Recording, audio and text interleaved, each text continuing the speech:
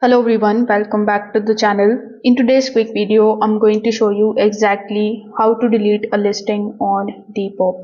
So first of all, you need to open your Depop application and then log in into your account. Now over here, tap on the option of My Depop in the bottom right hand corner of the screen. Then you need to tap on this gear icon on the top right hand corner. Now over here among the given options, you just have to simply select the option of listing. Now when you are inside the option of listing, you just have to open that particular listing which you want to delete. Now over here, when you are inside the listing, you are going to see this type of three dots on the top right hand corner of the screen. When you tap on this, you are going to see the option of delete item. So you need to simply tap on delete, then confirm the deletion when Depop asks you to do it. Now your listing will then be removed from your shop.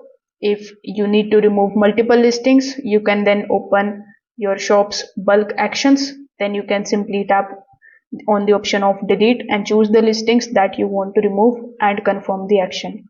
So this is going to let you delete the several listings at once. If this video helped you out, make sure that you like this video and subscribe to the channel. Thanks for watching.